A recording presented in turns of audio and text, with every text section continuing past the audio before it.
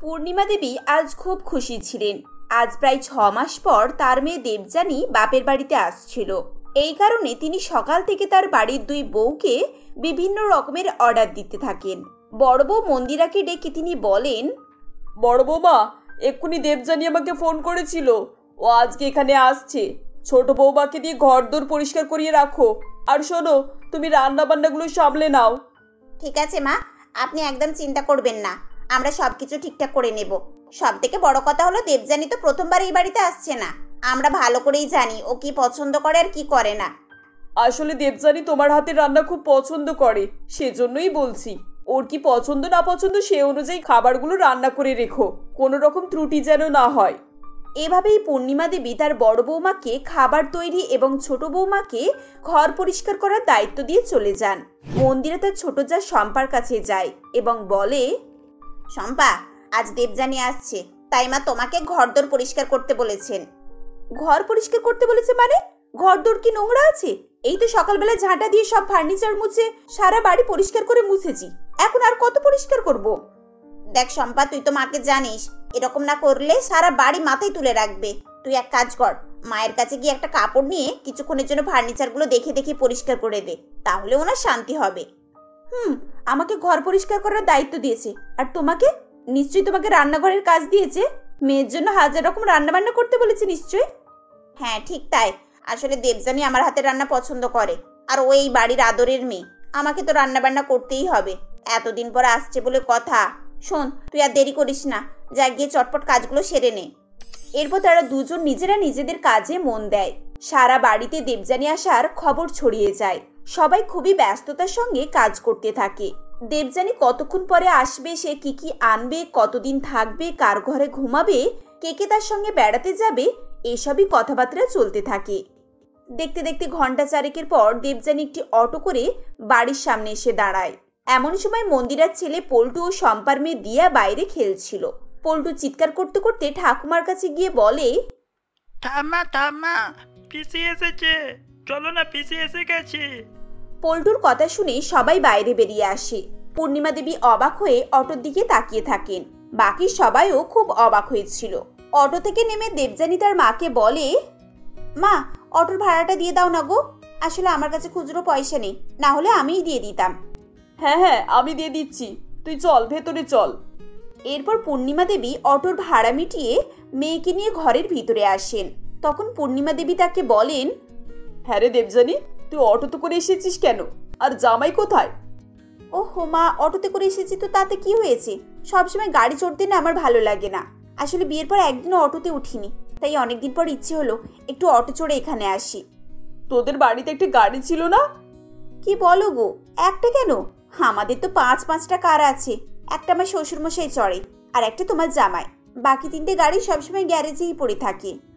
দেবযানীর কথা শুনে মন্দিরা বলে, গাড়ি যখন গ্যারেজেই পড়ে থাকে তখন তো আনতেই পারতে। এত গরমে এভাবে অটো চড়ে কেউ আসে? তোমার মুখ তো পুরো লাল হয়ে গেছে। না বাবা, অত দামি গাড়ি কোথায় কি হয়ে যাবে? তাছাড়া তোমার ছেলে মেয়েরা যা দুষ্টু, গাড়িতে যদি স্ক্র্যাচ করে দেয় বা গাড়ির ভেতরে ঢুকে যদি খেলতে শুরু করে দেয় আর কোনো পার্টস ভেঙে চুরে দেয় তখন কি হবে? ওই জন্যই আরো গাড়ি আনিনি। ও আচ্ছা, তাই বলো। আর ঠাকুর জামাই আসেনি কেন? তার কি আর অত সময় আছে গো? সে তো ফরেনে গেছে, ওখানে বিজনেস মিটিং আছে। আর বিয়ের পর তো 4 মাসও ফরেনেই কাটিয়েছে। দেশে থাকে কোথায়? তা ফরেনে কোথায়, মানে কোন জায়গায়? ফরেন গো, ফরেন। ফরেন মানে বিদেশ, এটুকুও জানো না? দেবযানীর কথা শুনে মন্দিরা মনে মনে হাসে, আর সে বলে, ও বাবা, তাই নাকি? তাহলে তুমিও তো একবার ফরেন থেকে ঘুরে আসতে পারো। আমাদের তো আর অত ভাগ্য নেই, অন্তত তুমি বেরিয়ে এলেও আমাদের মনে স্বাদটা মিটত। হ্যাঁ হ্যাঁ, যাবো তো নিশ্চয়ই। এই তো আগের সপ্তাহে পাসপোর্ট বানাতে দিয়েছে। পাসপোর্ট বানানো হয়ে গেলে আমরা 1 মাসের জন্য বেড়াতে যাব। এমন সময় শম্পা গ্লাসে করে শরবত এনে দেবযানীকে দেয় আর বলে, এই নাও দিদি, তোমার প্রিয় শরবত। শরবত? এসব ব্যাকডেটের জিনিস আমি আর খাই না গো। শরবত আর আজকালকার যুগে কেউ খায় নাকি? আমি তো ফ্রুট জুস ছাড়া আর কিছু খেতেই পারি না। ও তাহলে ঠিক আছে, আমি এটা নিয়ে চলে যাচ্ছি। না না থাক, এত কষ্ট করে যখন এনেছো আমি খেয়েই নি, নাহলে তোমরা আবার মনে কষ্ট পাবে কোথায়। এরপর দেবযানী শরবত খেয়ে নেয় এবং আবার শ্বশুরবাড়ির বড়াই করতে শুরু করে। এমন সময় পূর্ণিমা দেবী বলেন, দেবযানী, চল এবার ঘরের ভেতরে চল, মুখ হাত ধুয়ে একটু আরাম করে নিবি, তারপর খাবার সময়ে আমি তোকে ডেকে দেবো, কেমন? ঠিক আছে, আমি এমনিতেও খুব টায়ার্ড হয়ে গেছি, একটু রেস্ট নিলে ভালোই লাগবে। আমার ঘরে একটু জিনিসপত্রগুলো রেখে দাও। এই বলে দেবযানী পূর্ণিমা দেবীর সঙ্গে তার ঘরে যায়। বিছানায় বসে দেবযানী বলে, ও মা, বাড়ির মধ্যে একটু এসি লাগাতে পারো না? এত গরমে থাকার অভ্যেস নেই আমার। এই গরমে ফ্যান কোনো কাজই হয় না। এসিতে থেকে থেকে আমি তার বাইরে বেরোতে পর্যন্ত পারছি না। তোদের কি সব জায়গাতেই এসি লাগানো? তবে না তো কি, প্রত্যেকটা ঘরে এসি লাগানো, আর ডাইনিং রুমে 4টে এসি লাগানো। ঘর একদম চিল্ড হয়ে থাকে। আর আমাদের বাথরুমেও এসি, রান্নাঘর পর্যন্ত ঠান্ডা থাকে। কাজ করতে কোনো অসুবিধাই হয় না। না মানে আমি কোনো কাজ করি না, ঘরের কাজ করার লোক, রান্নার লোক সবই রয়েছে। ওদের তো খুবই আরাম হয়, এটাই বলছিলাম আর কি। আরে আমাদের বাড়িতে কি আর অত এসি লাগানোর টাকা আছে? তোর 2 দাদার ছেলে মেয়ে দুজনে ইংলিশ মিডিয়াম স্কুলে পড়ে, আমার চিকিৎসা, মাসে অনেক খরচ। দেখি এবছর যদি পারি ডাইনিং রুমে একটা এসি লাগানোর ব্যবস্থা করব। হ্যাঁ মা, তাই করো।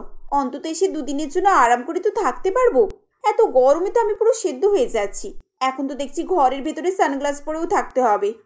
এদিকে মন্দিরা এবং শম্পা দেবযানীর আচরণ নিয়ে খুবই অবাক হয়েছিল। শম্পা মন্দিরাকে বলে, দিদি, দেবযানীর কথাবার্তা একটু কেমন কেমন লাগছে না? নাটক করছে, নাটক। আমার শ্বশুরবাড়ি এই, আমার শ্বশুরবাড়ি ওই। আরে এতই যখন ভালো শ্বশুরবাড়ি, তাহলে একা একা অটোতে করে পাঠিয়ে দিল কেন? তার উপরে ভাড়াটাও পর্যন্ত দিয়ে দেয়নি, ওটাও আমাদের কাছ থেকে নিয়ে দিয়েছে। হ্যাঁ দিদি, ঠিকই বলেছ। দেখো না, 6 মাস পরে এসেছে, অথচ হাতে একটা বিস্কুটের প্যাকেটও আনেনি। আরে বিস্কুট তো দূরের কথা, বাচ্চা দুটোর জন্য 1 টাকার চকলেটও আনেনি। আর এদিকে শ্বশুরবাড়ির টাকার গরম দেখাচ্ছে। আচ্ছা, ওর যখন বিয়ে হয়েছিল তখন তো আমরা দেখেছিলাম ওদের বাড়িতে একটা সেকেন্ড হ্যান্ড মারুতি গাড়ি রয়েছে, আর ও এখন বলছে ওদের গ্যারেজে নাকি 5-5টা দামি ব্র্যান্ডেড কার রয়েছে। এটা কি করে সম্ভব বলতো? সেই তো, ঠাকুর জামাই কি এমন কাজ করে যে 6 মাসে এত টাকা রোজগার করে নিয়েছে? কোনো কোটিপতি ঘরেও এত তাড়াতাড়ি 5টা কার কিনতে পারে না। তারা যখন এভাবেই কথা বলছিল, তখনই দেবযানী তাদেরকে ডাকতে ডাকতে রান্নাঘরে আসে। আরে বৌদি, কখন থেকে তোমাদেরকে ডাকছি, তোমরা কি শুনতে পাচ্ছ না? কি করছো তোমরা দুজন এখানে? দিদি, আমরা তোমার জন্য লাঞ্চ তৈরি করছি। আচ্ছা, তো লাঞ্চে কি কি খাবার তৈরি করছো? এই তো জিরা রাইস, বাটার পনির, চিকেন টিক্কা মশলা আর রায়তা। ব্যাস, এই কটা আইটেম? আমার শ্বশুর বাড়িতে তো 8-10টা আইটেম রোজ হয়, আর আত্মীয় স্বজন এলে তো আর দেখতে নেই। এক কাজ করো, একটু চিংড়ির মালাইকারি আর পমপ্লেট ফ্রাই করে দাও। মাছ না হলে আমার না ঠিকঠাক খেয়েই হয় না। আর শোনো, খুব খিদে পেয়েছে, একটু তাড়াতাড়ি করবে প্লিজ। দেবযানী চলে যাওয়ার পর মন্দিরা মাথায় হাত দিয়ে দাঁড়িয়ে পড়ে এবং শম্পা বিরক্ত হয়ে বলে, কোথা থেকে একদম ম্যাডামই শিখেছে গো, যেন আমরা রেস্টুরেন্টের ওয়েটার, খাবার অর্ডার দিয়ে চলে গেল। ঠিক এমন সময় পূর্ণিমা দেবী এসে বলেন, বৌমা, দেবযানী তো চিংড়ি মাছ আর পমপ্লেট ফ্রেট মাছ খেতে চাইছে, একটু তাড়াতাড়ি ওর জন্য এগুলো করে দাও। মেয়েটা তো কয়েকটা দিনের জন্যই এসেছে, বলো যা খেতে চাইছে ভালো করে রান্না করে একটু খাইয়ে দাও, ওর মনটা ভরে যাক। এরপর 2 বউ মিলে সমস্ত কাজকর্ম সেরে ডাইনিং টেবিলে খাবার রেডি করে দেয়। কিছুক্ষণ পর সবাই মিলে খেতে বসে। তারা যখন খাবার খাচ্ছিল, ঠিক সেই সময় তাদের বাড়ির ছোট ছেলে অর্থাৎ শম্পার স্বামী সুভাষী সেখানে আসে আর বলে, আরে দেবযানী, তুই কখন এলি? এই তো দাদা, সকালে এসেছি, তুমি তখন কাজে গিয়েছিলে। ভালো করেছিস। তা অতুলকে সঙ্গে করে আনলি না কেন? ওকে তো আজকে দেখলাম। আসলে আজকে কাজের জন্য আমি তো তোদের বাড়ি ওইদিকে গিয়েছিলাম, ফেরার সময় বড় মার্কেটে দেখলাম তো অতুল সবজি কিনছে। মনে হচ্ছে আজকাল কাজের খুব প্রেসারে আছে, চোখ মুখটাও তো পুরো কালো হয়ে গিয়েছে। সুভাষিসের কথা শুনে দেবযানী আকাশ থেকে পড়ে এবং থতমত খেয়ে বলে, কি অতুল, তুমি ওকে দেখেছো? আরে তুমি ঠিক ঠাকুর জামাইকেই দেখেছো তো? উনি তো নাকি ফরেন ট্রিপে গেছেন।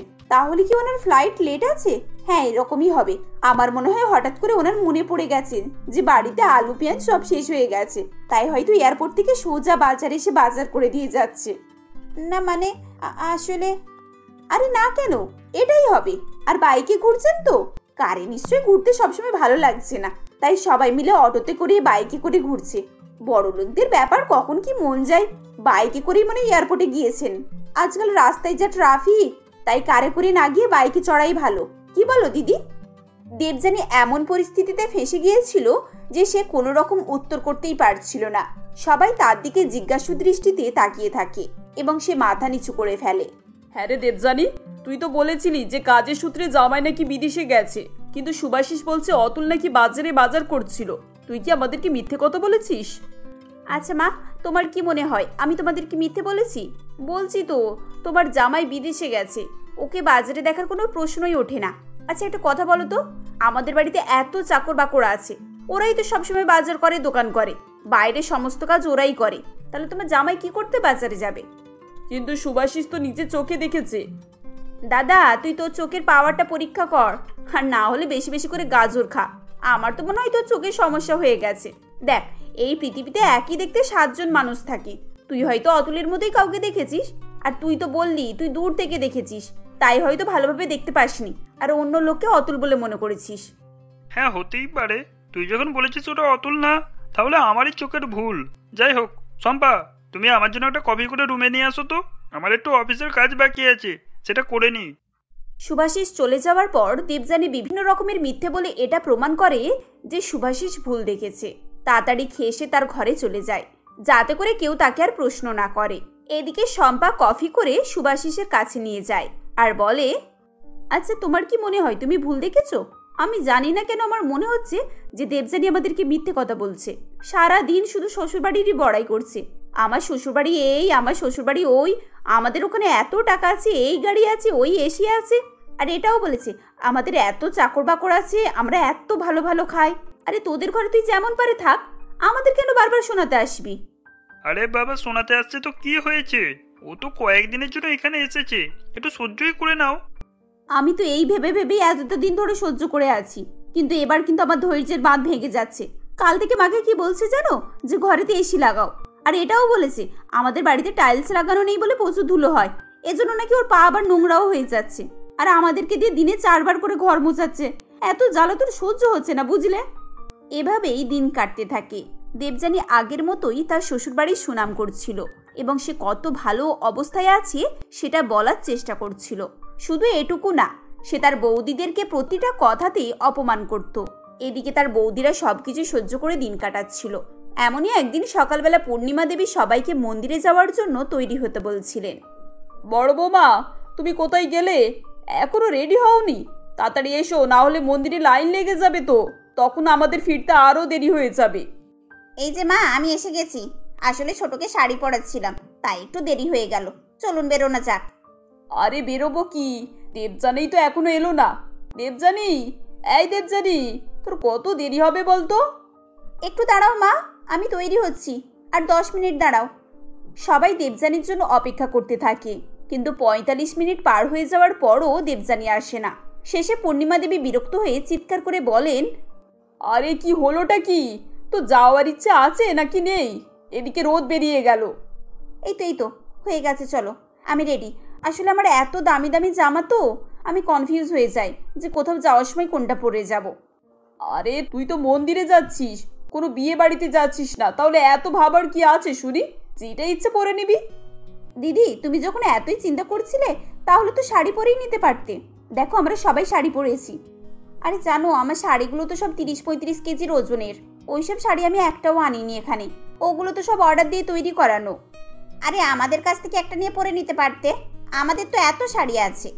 আরে দূর, তোমাদের কাছ থেকে শাড়ি পরতে আমার কেমন কেমন লাগে। তাছাড়া আমার শাড়ির সঙ্গে আমি হেভি জুয়েলারিও পরি, তোমাদের এই হালকা পাতলা গয়না ঠিক আমার পরে হয় না গো।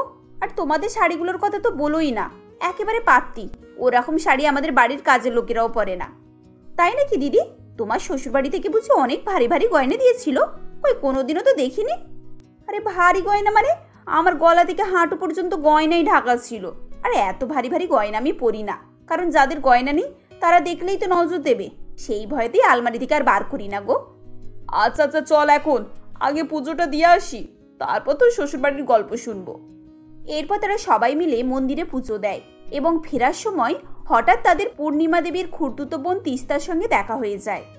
আরে পূর্ণিমা দি, কেমন আছো? অনেকদিন পর দেখা। মন্দিরে পুজো দিতে এসেছিলে বুঝি? হ্যাঁ, এই তো 2 বৌমা আর মেয়ের সঙ্গেই পুজো দিতে এসেছিলাম। তা তোর খবর কি? তোর বৌমা ছেলেমেয়েরা সব ভালো আছে তো? হ্যাঁ দিদি, সবাই ভালো আছে। আরে দেবযানী, তোদের খবর কি এখন? তোদের শ্বশুরবাড়ির অবস্থা একটু ঠিক হয়েছে? তিস্তা দেবীর কথা শুনে দেবযানী ঘাবড়ে যায় এবং আমতা আমতা করে বলে, মানে হ্যাঁ হ্যাঁ, ভালো আছে তো সব? সব ঠিক আছে। মা, এবার চলো, দেরি হয়ে যাচ্ছে তো। হ্যাঁ যাচ্ছি, দাঁড়া। তুমি কি বলছোটা কি? আমি তো কিছু বুঝলাম না। বাড়ির অবস্থা ঠিক আছে মানে? আরে মা, ওসব কিছু না, বাদ দাও না, এখন চলো, দেরি হয়ে যাচ্ছে। তুই এত তাড়াহুড়ো করছিস কেন? আর তুই তোর মাকে কিছু বলিস নি এ ব্যাপারে? এটা কিন্তু ঠিক নয়। যে কোনো সমস্যার কথা বাড়ির লোককে বললে তারাও সমাধানের জন্য এগিয়ে আসবে। তোমরা কি বলছো? আমি তো কিছুই বুঝতে পারছি না। আর তুই এত ছটফট করছিস কেন বলতো? আমাকে পুরো কথাটা শুনতে দে। এরপর পূর্ণিমা দেবী তিস্তা দেবীকে গাছের তলায় একটি বেঞ্চে নিয়ে গিয়ে বসে। সবাই তাদের সঙ্গে সেখানে গিয়ে হাজির হয় এবং তিস্তা দেবী বলেন, দেখো দিদি, তুমি তো জানো আমার বৌমার বাপের বাড়ি আর তিস্তার শ্বশুর বাড়ি একেবারে পাশাপাশি। বৌমার দাদা বিয়েতে ওদের ওখানে যায়, তখনই তো সব ঘটনা জানতে পারি।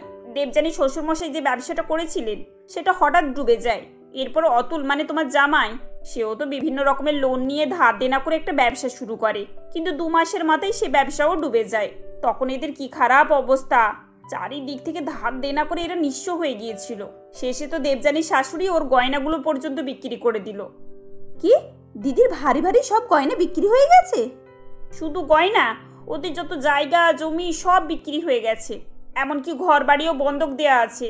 বাড়িতে যে একটা মারুতি কার ছিল সেটাও বিক্রি হয়ে গেছে। একটাই মারুতি কার ছিল? তাহলে এখন বাড়িতে আর কোনো গাড়ি নেই নাকি? না গো, একটা সাইকেল পর্যন্তও নেই। জামাইয়ের বোধহয় একটা সেকেন্ড হ্যান্ড বাইক আছে, আর বাকিরা তো অটো বাসে করে কষ্টে শিষ্ট করে যাতায়াত করে। দেবযানী, তুমি এসব কিছু বলনি তোমার মাকে? তারপর কি হয়েছে জানো দিদি? একদিন দেনাদাররা সব এসে বাড়ি ঘেরাও করলো। তখনই আমার জামাই আর জামাইয়ের বাবা গিয়ে তাদেরকে শান্ত করলো। জামাইয়ের বাবা তো এদেরকে অনেক টাকা ধার পর্যন্ত দিয়েছে। আমার তো এসব কিছু শুনে মাথা ঘুরছে। এত কিছু হয়ে গেছে, অথচ দেবযানী আমাদেরকে কিছু বলেনি। ও হয়তো ভেবেছে তোমরা এসব নিয়ে চিন্তা করবে, তাই তোমাদেরকে কিছু বলেনি। আচ্ছা দিদি, আমি এখন যাই গো, আমার অনেক কাজ পড়ে আছে। তোমাদের বাড়িতে একদিন যাবো ক্ষণে। তিস্তা দেবী চলে যাবার পর পূর্ণিমা দেবী সবাইকে নিয়ে বাড়ি ফিরে আসেন। বাড়িতে এসে দেখা যায় কারেন্ট নেই। সবাই গরমে বসে বসে তিস্তা দেবীর কথা মনে করছিল।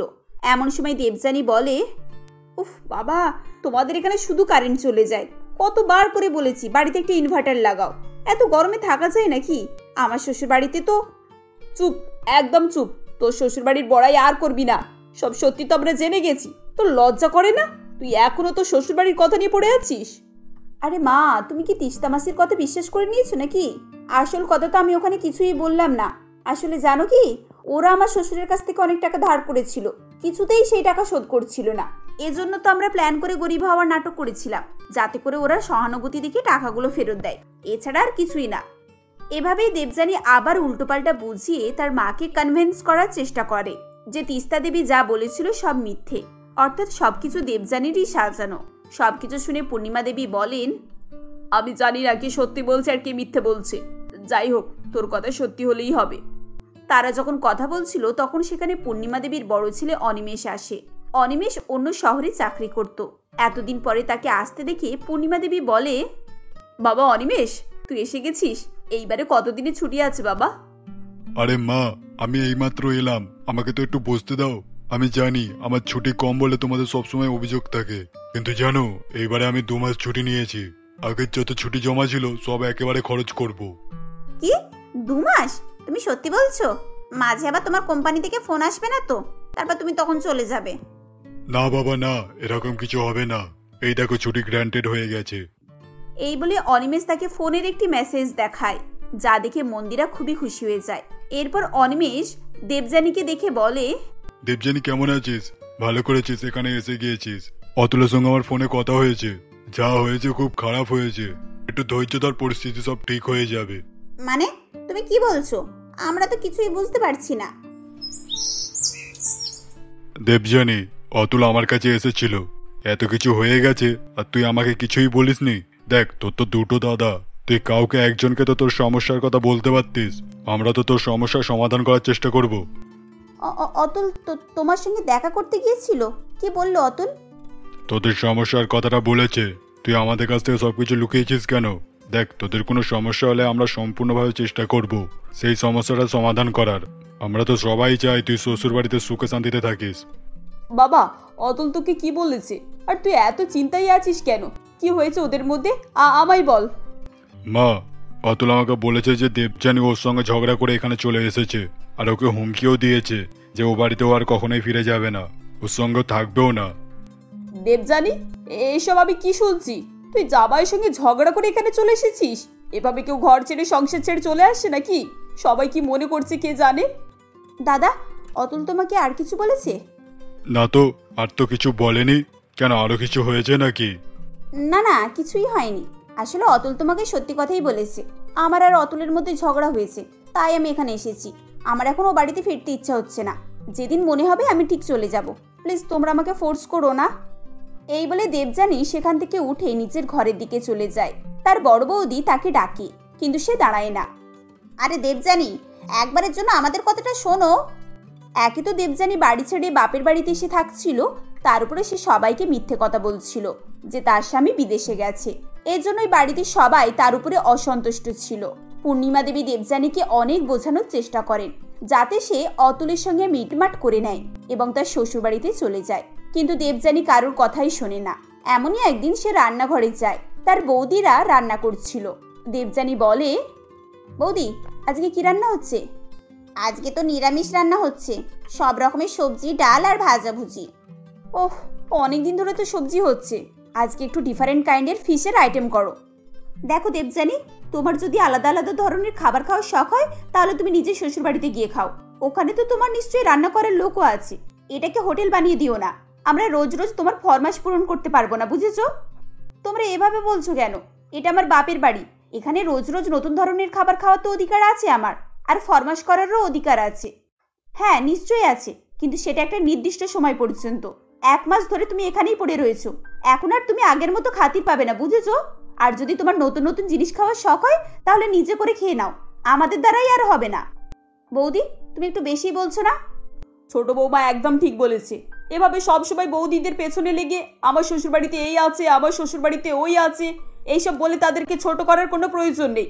তুই এখন অতিথি, আর অতিথিদের এতদিন অন্যের বাড়িতে থাকাটা মানায় না। তুই এবার তোর নিজের বাড়িতে ফিরে যা। না, আমি কখনোই ও বাড়িতে ফিরে যাব না। তার জন্য তোমাদের যা করার তোমরা করে নাও। পরের দিন সকালে অনিমেষ ব্রেকফাস্ট খেতে খেতে বলে, দেবযানী, আমি অতুলের সঙ্গে কথা বলে নিয়েছি। কালকেই তুই ও বাড়িতে ফিরে যাবি, আর ও সবকিছু সামলে নেবে। ওকে আর কোনো চিন্তা করতে হবে না। না দাদা, আমি ওখানে ফিরে যাব না। তোর দাদা ওখানে কথা বলে নিয়েছে, ওরা তো বলেছে কোনো সমস্যা হবে না। তাহলে তুই কেন নানা করে যাচ্ছিস? দেবযানী, তোমার দাদা যেখানে এত ভরসা দিচ্ছে, তাহলে তুমি কেন পিছিয়ে আছো? তাছাড়া তোমার শ্বশুরবাড়ির এত আয়েশ আরাম ছেড়ে তুমি কেনই বা এখানে শুধু শুধু পড়ে আছো? দেবযানী দি, নিজের সম্মান থাকতে থাকতে ও বাড়িতে ফিরে যাও, এটা তোমার জন্যই ভালো হবে। আচ্ছা বলো তো, অতুলদার সঙ্গে তোমার ঝগড়া কেন হয়েছিল? ও এমন কিছু না। যখন এমন কিছুই না, তাহলে শুধু শুধু মুখ ভার করে কেন বসে আছো বলো তো? দেবযানী, তুমি তোমার স্বামীর কাছে ফিরে যাও, ওখানেই তোমার সম্মান রয়েছে। বৌদি, আমার সঙ্গে যা হয়েছে আমি তোমাদের কাউকে বলতে পারবো না। আমার সমস্যা এত বড় যে কেউ সমস্যার সমাধান করতেই পারবে না। কি হলো দেবযানী, বসে বসে কি ভাবছো? আমরা সবাই ঠিক করেছি, আমি আর বড়দি তোমাকে কালকেই ওখানে রেখে আসবো। দেবযানী সবাইকে বোঝানোর চেষ্টা করে, কিন্তু কেউই এবার তার কথা শুনে না। পরের দিন সকাল সকাল মন্দিরা এবং শম্পা দেবযানীর কাপড় চোপড় গুছিয়ে রাখে এবং তৈরি হয়ে গাড়ির কাছে এসে যায়। এমন সময় শম্পা মন্দিরাকে বলে, দেখো দিদি, আমার মনে হচ্ছে দেবযানী আমাদেরকে ও বাড়ির ভেতরে ঢুকতে দেবে না, কারণ ও যা কিছুই বলেছে সব কিছুই মিথ্যে, সব কিছু বাড়িয়ে বাড়িয়ে বলেছে। ভেতরে গিয়ে দেখবো কিছুই নেই, সব ফাঁকা। এত যখন বাড়িয়ে বাড়িয়ে বলেছে, তখন কিছু তো নিশ্চয়ই থাকবেই। যাই হোক, ওর কিছু থাকবে না থাকবে তাতে আমাদের কিছু যায় আসে না। আমরা আমাদের পরিবারে সুখে আছি। এখন শুধু ওকে ওর বাড়ি পর্যন্ত ঠিকঠাক পৌঁছে দিয়ে আসলেই হবে। আর হ্যাঁ, ওর শাশুড়ি আর জামাইকেও বুঝিয়ে আসতে হবে, যাতে করে এরকম সমস্যা তৈরি না হয়। ঠিক আছে দিদি, কিন্তু আমার তো মনে হচ্ছে দেবযানী আমাদেরকে বাড়ির ভেতরে যেতেই দেবে না, গেটের বাইরে থেকেই তাড়িয়ে দেবে। দেখা যাক না কি হয়। দেবযানী, ও দেবযানী, আর কত দেরি হবে তোমার? আমরা তোমার জন্য ওয়েট করছি, তাড়াতাড়ি এসো। এই যে বৌদি, হয়ে গেছে, আমি আসছি।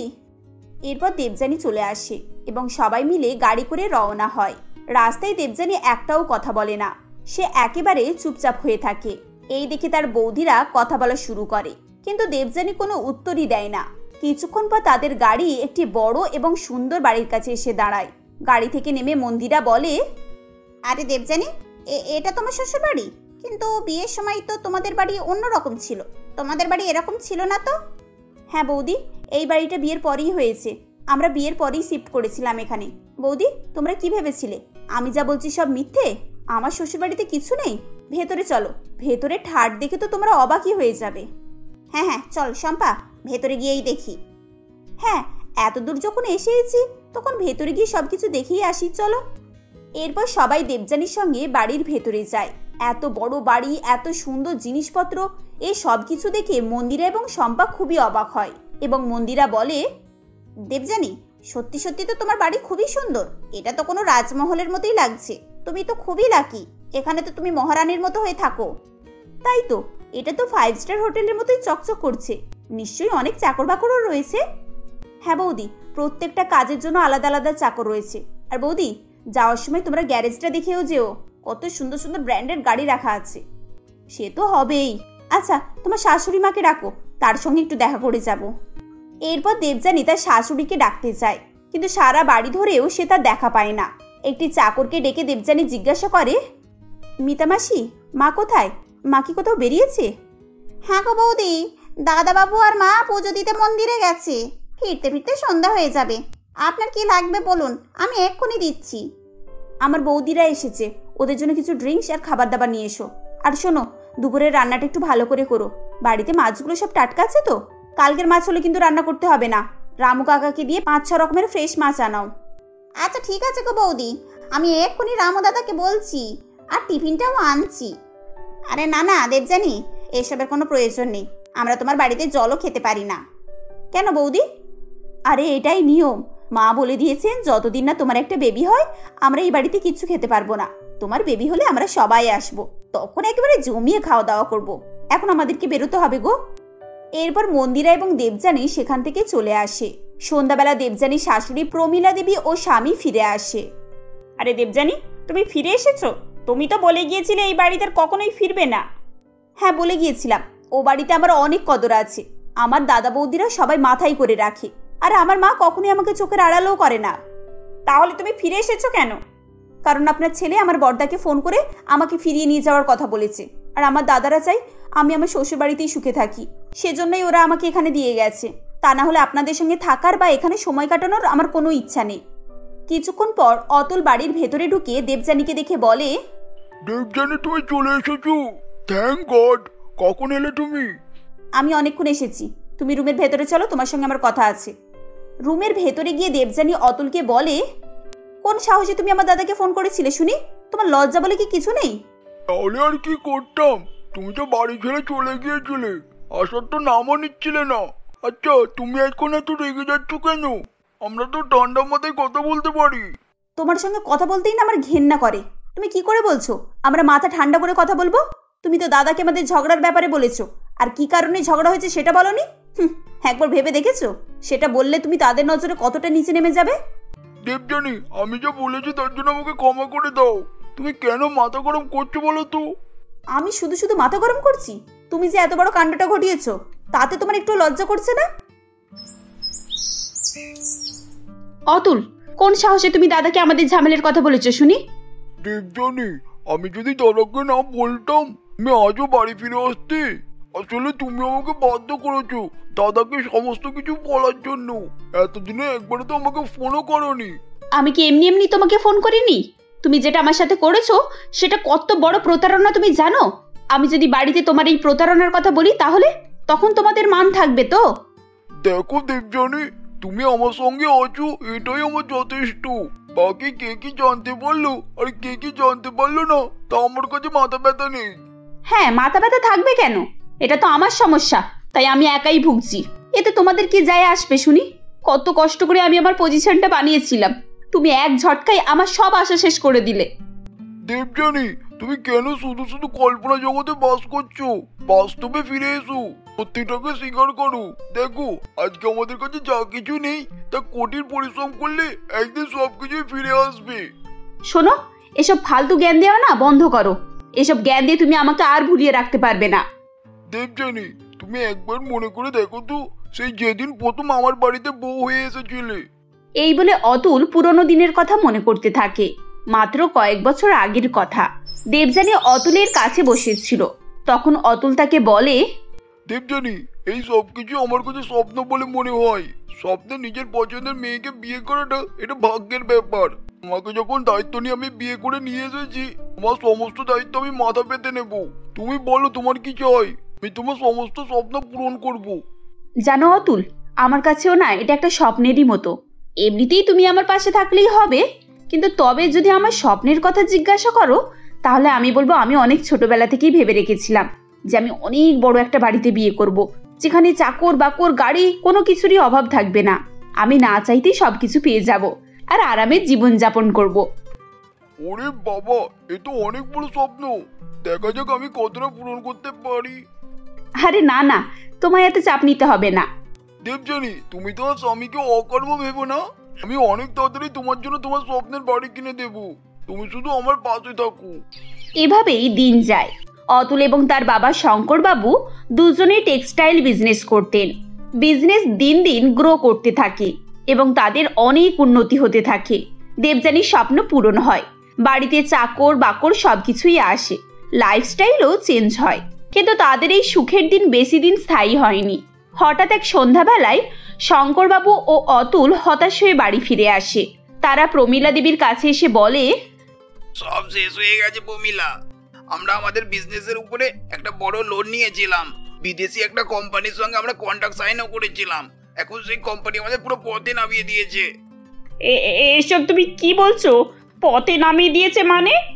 মা, ওই কোম্পানিটা আমাদের পুরো ফ্রড করেছে।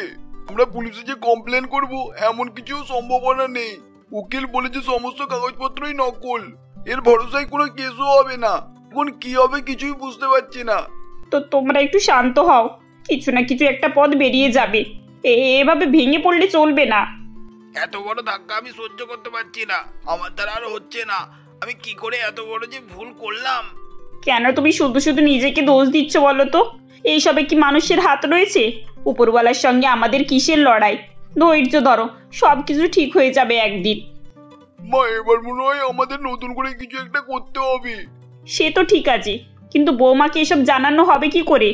ওকে বললে ও কি আমাদের সাথ দেবে? ও তো শুনেই এই বাড়ি ছেড়ে চলে যাবে। তুমি হয়তো ঠিকই বলেছো মা। ও হঠাৎ করে যদি এগুলো শোনে তাহলে নিজেকে সামলে রাখতে পারবে না। সময় হলে আমি ওকে জানাবো। এমন সময় দেবযানী সেখানে চা নিয়ে আসে এবং তাদের কথা শুনে মনে মনে বলে, এরা সবাই কি নিয়ে কথা বলছে আর আমাকে পরে জানাবে মানে? কি এমন কথা যা আমাকে এখন জানানো যাবে না? রাতে যখন সবাই খেতে বসে তখন সবাই একেবারেই চুপচাপ ছিল, কেউ কোনো কথাই বলছিল না। এইসব দেখার পর দেবযানীর সন্দেহ আরো বেড়ে যায়। সে তাদেরকে জিজ্ঞাসা করার চেষ্টা করে, কিন্তু কেউ কোনো জবাব দেয় না। রান্নাঘরে এসে দেবযানী প্রমীলা দেবীকে বলে, মা, কিছু হয়েছে নাকি বলুন তো? আমার মনে হচ্ছে আপনারা আমার কাছ থেকে কিছু কথা লুকাচ্ছেন। না না না বৌমা, সেরকম কোনো কথা নয়। আমরা তো বিজনেসের ব্যাপারে আলোচনা করছিলাম। আমার এখন ঘুম পাচ্ছে খুব। তুমি অতুলকে গিয়ে জিজ্ঞাসা করো, ও তোমাকে সব বলে দেবে। প্রমীলা দেবী চলে যাবার পর দেবযানী ঘরে আসে এবং সে মনে মনে ভাবে সে অতুলকে জিজ্ঞাসা করবে যে কি ঘটনা, কিন্তু সে এসে দেখে অতুল ততক্ষণে ঘুমিয়ে পড়েছে। পরের দিন অতুল তৈরি হয়ে বেরোচ্ছিল, তখন দেবযানী তার কাছে আসে আর বলে, অতুল, কি হয়েছে আমাকে বলো তো? তোমরা সবাই আমার কাছ থেকে কি লুকাচ্ছ? মা তো বললো বিজনেস নিয়ে কিছু সমস্যা হয়েছে। কি হয়েছে বিজনেস নিয়ে? তেমন কিছু না তো, আমার কিছু কন্ট্রাকশনের কাজ আছে, পরে কথা বলবো।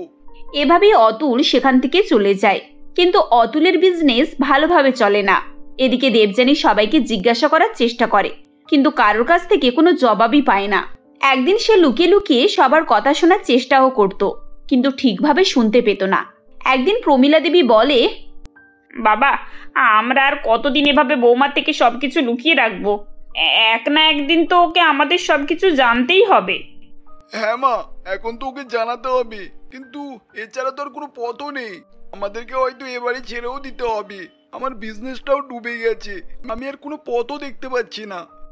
বাইরে থেকে দরজা লাগানো দেখে দেবযানী দরজায় কান পেতে শোনার চেষ্টা করে, কিন্তু সে কিছুতেই শুনতে পায় না। কিছুক্ষণ পর অতুল বাইরে বেরিয়ে আসে এবং দেবযানীকে তার ঘরে নিয়ে যায়। সে নিজের ব্যাগ থেকে একটি বড় বাড়ির ছবি বার করে দেবযানীর কাছে তুলে ধরে। ছবি দেখে দেবযানী ভাবে এটি অতুল তার জন্য কিনেছে। এটা ভেবে সে খুব আনন্দিত হয় এবং বলে, আরে অতুল, এই বাড়িটা আমাদের নতুন বাড়ি? আচ্ছা, তাহলে এতদিন ধরে তোমরা এইসব নিয়েই আলোচনা করছিলে। এবার আমি বুঝলাম, তোমরা আমাকে সারপ্রাইজ দেওয়ার চেষ্টা করছিলে, তাই তো? সেজন্যই তো আমার কাছ থেকে সবকিছু লুকিয়ে রাখছিলে। Thank you so much Atul. এটা আমার স্বপ্নের বাড়ি। আমি সারা জীবন এরকমই একটা রাজপ্রাসাদের মতো বাড়িতে থাকার স্বপ্ন দেখেছি। দেবযানী, তুমি ভুল বুঝছো, এতে আনন্দ হওয়ার কিছুই নেই। হ্যাঁ হ্যাঁ, আমি বুঝতে পেরেছি। নিশ্চয়ই বাড়িটা এখনো পর্যন্ত সম্পূর্ণরূপে আমাদের হয়নি, তাই তো? হয়তো ডাউন পেমেন্টটা বাকি আছে বা ইনস্টলমেন্ট বাকি আছে, কিন্তু কয়েকদিনের মধ্যেই তো আমাদের হয়ে যাবে। আমি এই কয়েকদিন অপেক্ষা করে নেব। দেবযানী, একটু দাঁড়াও, আমাকে সবকিছু পরিষ্কার করে বোঝাতে দাও। আমাকে পরে বোঝাবে। এখন আমার এত আনন্দ হচ্ছে যে আমি কি বলবো। একবার দাঁড়াও, আমি মাকে ফোন করি আর বৌদিদেরকেও জানাই। সবাই শুনে খুব খুশি হয়ে যাবে। কিন্তু দেবযানী, এসব সকলকে বলার কি দরকার? আরে বাবা, এখন বলবো না তোর কখন বলবো? বাড়িতে ঢোকার পর। তখন বললে সবাই আবার রাগ করবে যে আমরা আগে থেকে কাউকে কিছু জানাইনি। তুমি তো আমার বাড়ির লোকদেরকে চেনো না, মাকে তো সবকিছু আগে থেকেই জানাতে হবে। দেবযানী, আমার কথাটা শোনো। অতুল, সত্যি তুমি আমার জন্য এত চিন্তা করছো? আর আমি তোমার ব্যাপারে কত কি ভাবলাম। Thank you Atul, thank you very much for this beautiful gift. তুমি আমার এতদিনের স্বপ্ন পূরণ করে দিলে অতুল। দেবযানী, তুমি ভুল বুঝেছো, এবার এটা আমাদের না। আরে বাবা, আজ আমাদের নয় তো কি হয়েছে? তুমি যখন নেওয়ার প্ল্যান করেই নিয়েছো, তাহলে আমি এটাও জানি যে তুমি এটা নিয়ে তবেই ছাড়বে। দাঁড়াও দাঁড়াও, আমি সবাইকে এই গুড নিউজটা দিয়ে আসছি। দেবযানী সেখান থেকে চলে যাওয়ার পর অতুল মনে মনে বলে, দেবযানী কিভাবে ভুল বুঝেছে, ওকে আমি এখন কি করে সত্য কথাটা বলি? এরপর দেবযানী তার মা পূর্ণিমা দেবীকে ফোন করে এবং বাড়ির কথা বলে। সব শুনে পূর্ণিমা দেবী বলে, আরে বাহ, তাহলে তো তোর খুবই আনন্দ। তুই তো শুরু থেকেই এরকম একটা বড় বাংলোতে থাকতে চাইতিস। হ্যাঁ মা, আমার অনেক দিনের স্বপ্ন পূরণ হলো। আমি তো এখন থেকে খুবই এক্সাইটেড হয়ে গেছি। আমার মনে হচ্ছে যেন আমি এক্ষুনি ওখানে গিয়ে শিফট হয়ে যাই। এই বাড়িতে না আমার একদম ভালো লাগছে না। দেখ মা, এত অস্থিরতা ভালো নয়। আরে বাংলো হোক বা ছোট বাড়ি, বাড়িটাকে আমরা বাড়ি তখনই বলি যখন সেখানে আমাদের পরিবার একসঙ্গে সুখে শান্তিতে বসবাস করে। ওহ মা, তুমি তোমার এই জ্ঞান তোমার বৌমাদেরকে দিও। আর হ্যাঁ, আমার বাংলোর কথা এখন তোমার বৌমাদেরকে বলতে হবে না, না হলে সব হিংসাই চলে যাবে একেবারে। তুই এভাবে বলছিস কেন মা? তোর বৌদিরা কিন্তু মোটেও সেরকম নয়। আরে ওরা তো তোর খুশিতে খুশি হয়। ওরা কেন তোর বাড়ির কথা শুনে হিংসা করবে শুনি? থাক মা, তোমাকে না শাক দিয়ে মাছ ঢাকতে হবে না। কে কেমন সে আমার ভালো করেই জানা আছে। যাই হোক, আমি এখন ফোনটা রাখছি। আমাকে আবার প্যাকিং করতে হবে। আমার হাতে না বেশি সময়ও নেই।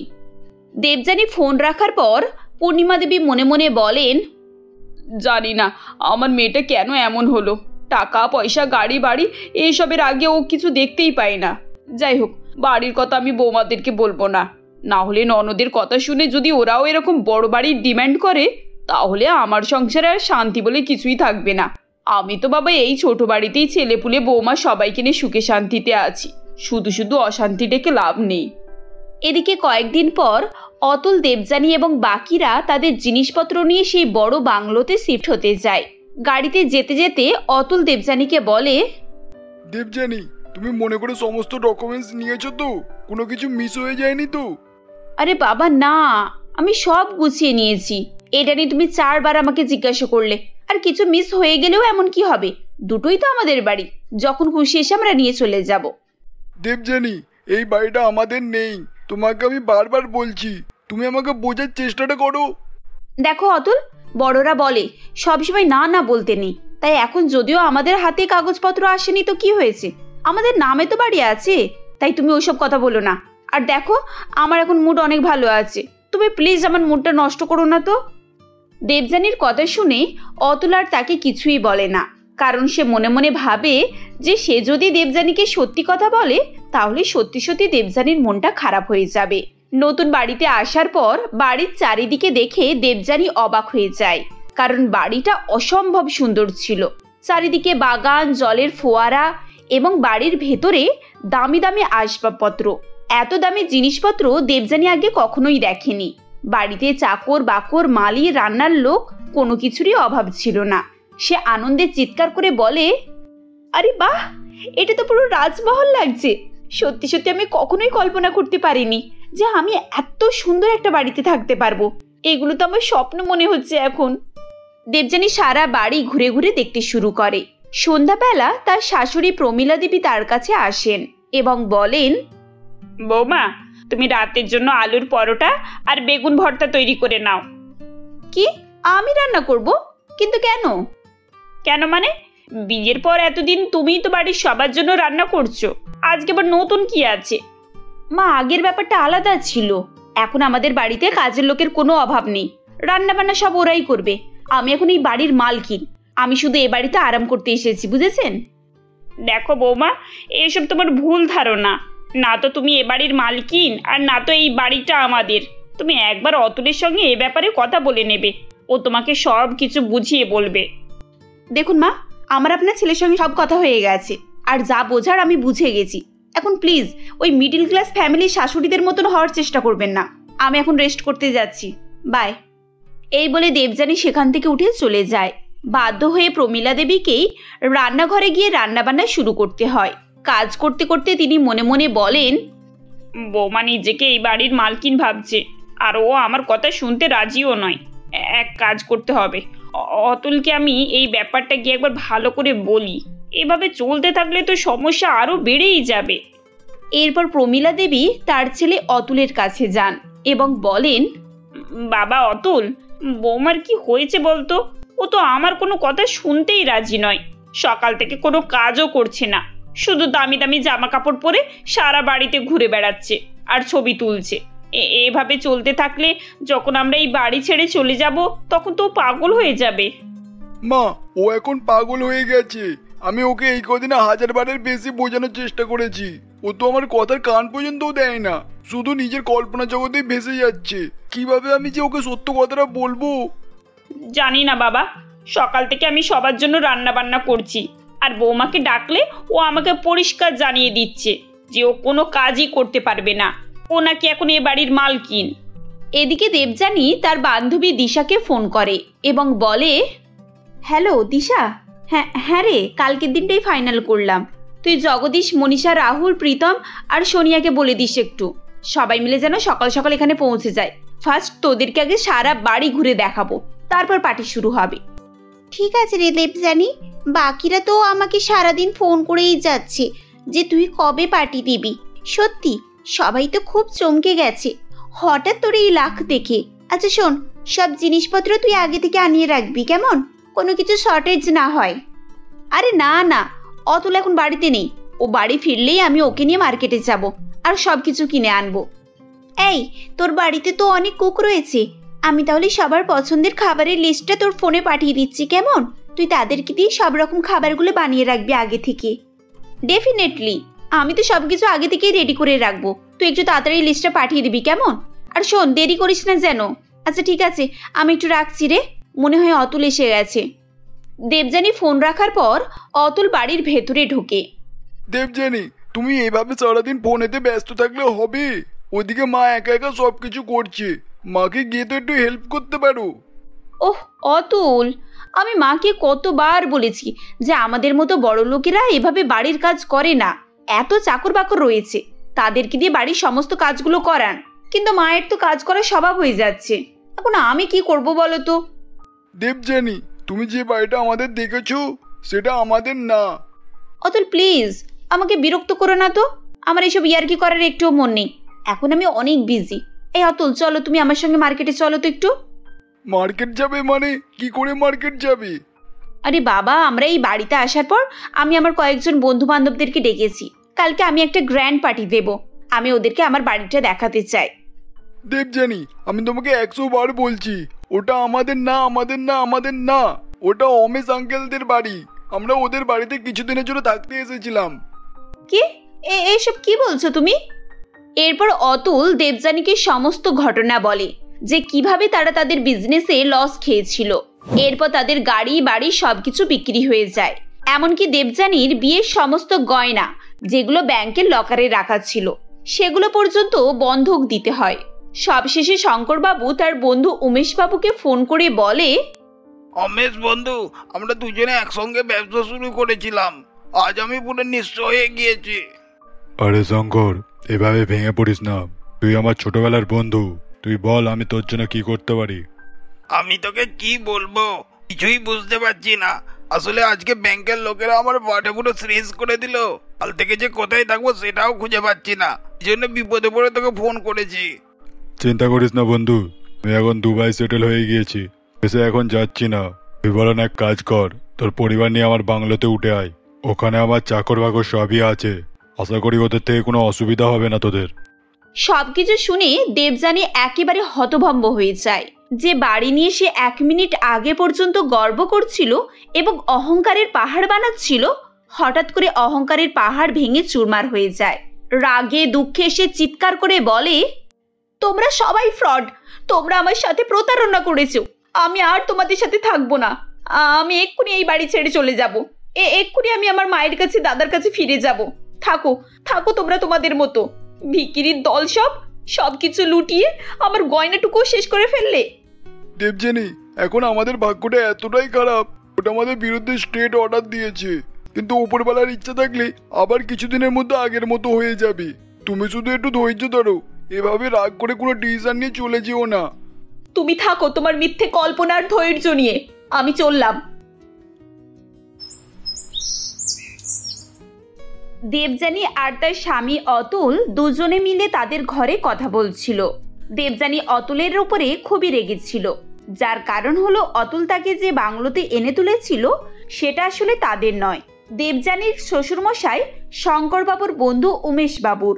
দেবযানী অতুলকে বলে, এই ফ্ল্যাটটা তোমার বাবার বন্ধুর, তার মানে তোমরা সবাই এখানে কেয়ারটেকার। আরো সহজ ভাষায় বললে তোমরা এ বাড়ির চাকর, আর আমি চাকরদের সাথে থাকি না। দেবযানী, তুমি এটা কি বলছো? তুমি একবার ভেবে দেখেছো? তুমি আমাকে নয় আমার বাবা মাকে অপমান করছো। আরে যাও যাও, পকেটে কানাকড়ি নেই, তাদের আবার মান অপমান। সত্যি কথা বলতে গেলে তুমি আমার স্বামী হওয়ার যোগ্যই নয়, তোমার উপরে আমার কোনো আশা নেই। দেবযানী, স্বামী স্ত্রীর সম্পর্ক কি টাকা পয়সার? স্বামী যখন সমস্যায় পড়ে তখন স্ত্রী কত সাপোর্ট করে, তাদের পাশে থাকি, কষ্ট ভরসা দেয়। তুমি শুধু আমার পাশে থাকো, আমি তোমায় কথা দিচ্ছি সবকিছু আগের মতো আবার করে দেব। যা চাও তাই পেয়ে যাবে। শোনো, এসব মিষ্টি মিষ্টি কথা বলে না তুমি আমাকে আর ফাঁসাতে পারবে না। তোমার সেই যোগ্যতা নেই, বুঝলে? এখন যার ভালো করে খাবার পয়সা নেই সে আবার বড় বড় ডায়লগ দিচ্ছে। অতুল দেবযানীকে অনেক বোঝানোর চেষ্টা করে, কিন্তু সে তার কথা বুঝতে চায় না। শুধু অতুল নয়, তার শ্বশুর শাশুড়িও তাকে অনেক বোঝায়, কিন্তু সে কারোর কথাই শুনতে চায় না। একে তো হঠাৎ আর্থিক অবস্থা এরকম হওয়ার কারণে সবাই খুব অস্থির হয়ে উঠেছিল, তার উপরে দেবযানীর প্রত্যেক দিনের নতুন নতুন ড্রামা। একদিন দুপুরে প্রমীলা দেবী দেবযানীকে বলেন, বৌমা, আমি একটু মন্দিরে যাচ্ছি, রান্না করে খাবার সব ঢাকা দিয়ে রেখেছি, তুমি স্নান করে খেয়ে নিও। আপনি কি ভাবছেন মন্দিরে গিয়ে পুজো করলে আপনাদের দিন ফিরে যাবে? এসব কিচ্ছু হবে না, বুঝলেন? দেবযানী, কোথায় কি বলতে হয় সে কথাটুকু তুমি শেখোনি নাকি? তুমি এ বাড়ির বউ, তোমার তো প্রত্যেক দিন একটু পুজো করা উচিত। শুনুন, ওইসব পুজো পাঠে না কিছুই হবে না, যা হবার তা হয়ে গেছে। আমার কি, যা বলার আমি বলে দিয়েছি। যান যান, মন্দিরে যান। আচ্ছা, দুপুরে খাওয়ার জন্য কি রান্না করেছেন? শাক ভাজা, ডাঁটা আলুর তরকারি আর ডাল। কি, আপনি জানেন না আমি চিকেন ছাড়া খেতে পারি না? হাবিজাবি রান্না কেন করেন? দেখো দেবযানী, তুমি কিন্তু এবার তোমার লিমিটটা ক্রস করে যাচ্ছ। একে তো তুমি সারাদিন কোনো কাজই করো না, আমাকেই সব কিছু করতে হয়। তার উপরে তুমি এমনভাবে অর্ডার দাও যেন তুমি কোনো মহারাজার মেয়ে এসে গেছো এখানে। খবরদার, আমার বাবা মাকে টেনে কথা বলবেন না একদম। আমি মহারাজা না হলেও আপনাদের মতো ভিখিরি তো নয়। আমার বাপের বাড়িতে এখনো যা টাকা আছে না, সেই টাকা দিয়ে আপনাদের মতো 10টা লোক কিনে রাখতে পারবো, বুঝলেন? তোমার সঙ্গে তো কথা বলাটাই বেকার। এভাবেই বিরক্ত হয়ে প্রমীলা দেবী সেখান থেকে চলে যান। তখন দেবযানী মনে মনে বলে, এই অখাদ্য খাবারগুলো আমার দ্বারা খাওয়া সম্ভব হচ্ছে না। এক কাজ করি, রেস্টুরেন্টে যাই, কিছু ভালো জিনিস অর্ডার করে খেয়ে নি। এই বলে দেবযানী তৈরি হয়ে একটি দামি রেস্টুরেন্টে যায়। মনের ইচ্ছা মতো খাবার অর্ডার দেয়, তারপর পেট ভরে খেয়ে তার মন ভালো হয়ে যায়। এরপর সে একটি শপিং মলে যায় কিছু ভালো ভালো জামা কাপড় কিনবে বলে। বাড়ি থেকে আসার সময় তার মা এবং দাদারা তাকে যা টাকা দিয়েছিল সে সেই সব টাকাই খরচ করছিল। কিছুক্ষণ পর সে একটি দামি ড্রেসের কাছে এসে দাঁড়ায় এবং বলে, আরে বাহ, এই ড্রেসটা তো খুব সুন্দর, কিন্তু এর দাম তো 9,999, তার মানে 10,000 টাকা। কিন্তু আমার কাছে তো এখন মাত্র 4,000 টাকাই পড়ে আছে। এটা আমি কি করে কিনবো? এখন যদি অতুলকে ফোন করি তাহলে ও বারণ করে দেবে। তাছাড়া ওই ভিকিরির কাছে কি এখন অত টাকা আছে নাকি? এভাবেই সে ড্রেসের কাছে দাঁড়িয়ে দাঁড়িয়ে চিন্তা ভাবনা করছিল। কিছুক্ষণ পর তার মাথায় একটি বুদ্ধি আসে এবং সে বলে, না, এবার দেখছি আমাকেই কিছু করতে হবে। এক কাজ করি, কোনো একটা কোম্পানিতে চাকরি করতে শুরু করি। এই ভিকিরিদের ভরসায় থাকলে আমাকে আর বাইরেই বেরোতে হবে না। না ভালো করে খেতে পারবো আর না ভালো একটা ড্রেস পরতে পারবো। নিজের শখ পূরণ করার জন্য আমাকে কাজ করতেই হবে। আর তাছাড়া বাড়িতে বসে থাকলে ওই বুড়ি আমাকে দিয়ে ঘরের বাসন মাজাবে আর কাজ না করলে 10 রকমের কথা শোনাবে। এসবই মনে করে দেবযানী স্থির করে যে সে চাকরি করবে। এরপর সে বিভিন্ন কোম্পানিতে ইন্টারভিউ দেওয়া শুরু করে এবং শেষে একটি শপিং মলে চাকরি পেয়ে যায়। এদিকে পূর্ণিমা দেবী মন্দিরা এবং শম্পাকে বলে, বৌমা, এই কদিনে কি তোমাদের দেবযানীর সঙ্গে কোনো কথা হয়েছে? আমি ফোন করলেও ফোন ধরে না, কোনো খবরই পাইনি। ওর কি হলো না হলো কে জানে। না মা, দেবযানী তো আমাকে বা শম্পাকে কাউকেই ফোন করেনি। আমি কয়েকবার কল লাগিয়েছিলাম ঠিকই, কিন্তু ও ফোন রিসিভ করেনি। মা, আমার মনে হয় দিদি ভাবে যে আমরা ওর উপরে হিংসা করছি, সেজন্যই দিদি আমাদের সাথে কথা বলতে চায় না। আমি তো আর কারো মনের ভিতরে ঢুকে বিচারধারা পরিবর্তন করতে পারবো না। শুধু কেমন আছে না আছে এইটুকু খবর পেয়ে গেলেই হতো।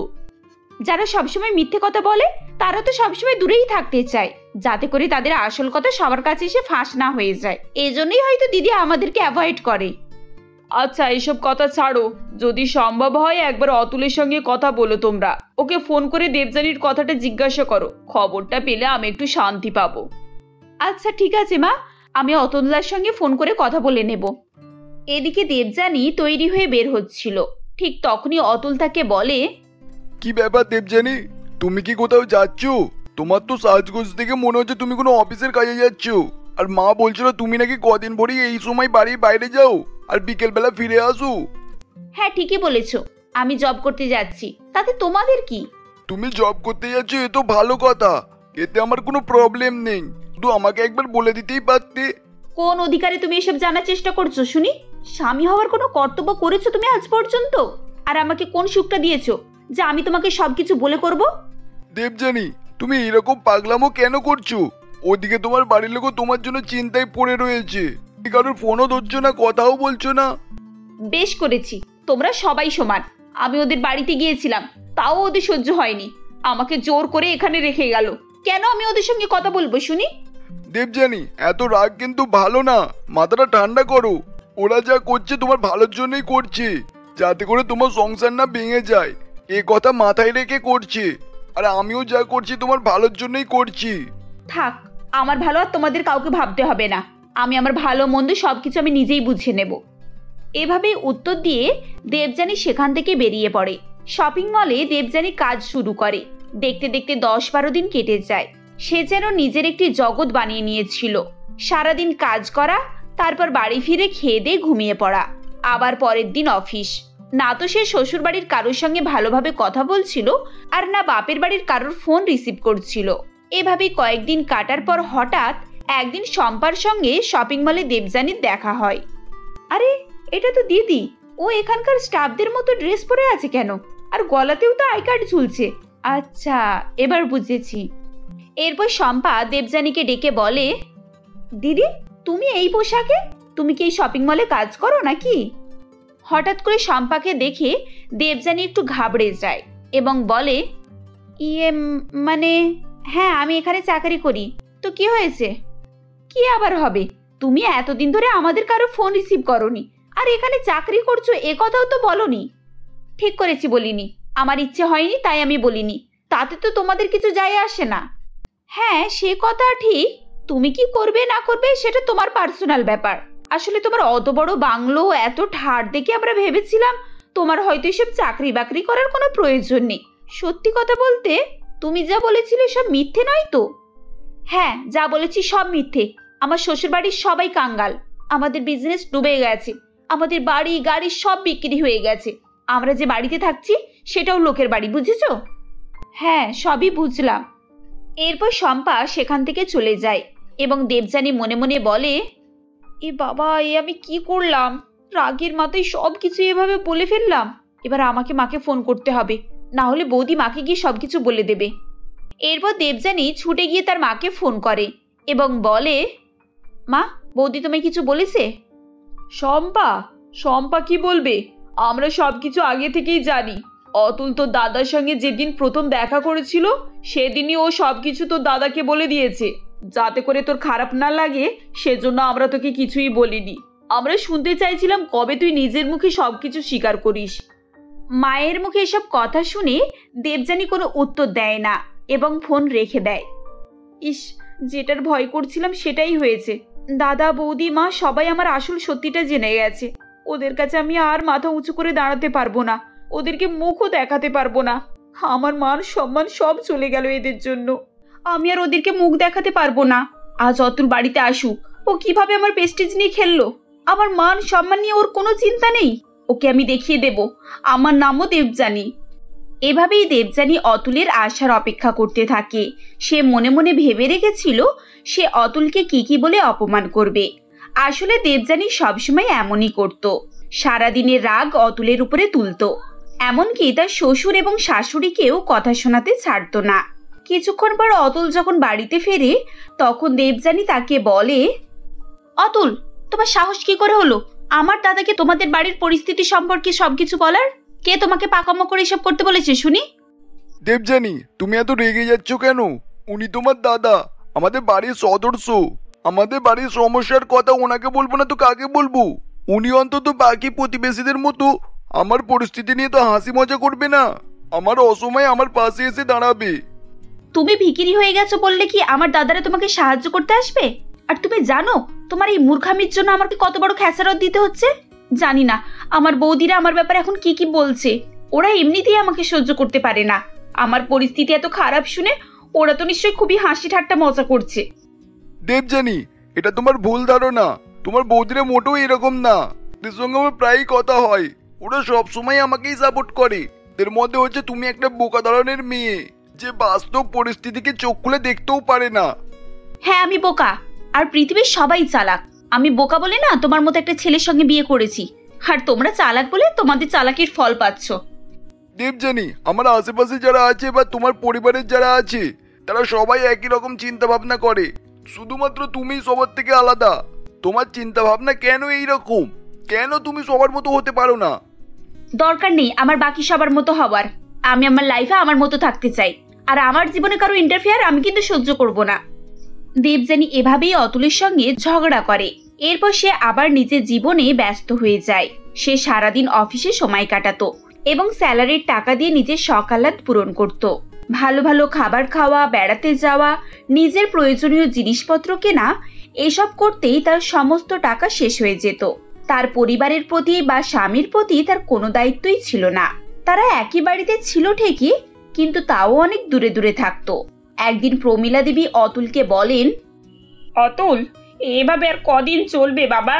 দেবযানীকে বুঝিয়ে বুঝিয়ে আমি অস্থির হয়ে গেছি। ও তো দিনের পর দিন আলাদা রকম হয়ে যাচ্ছে, একই সঙ্গে থাকছে অথচ শত্রুর মতো ব্যবহার করছে।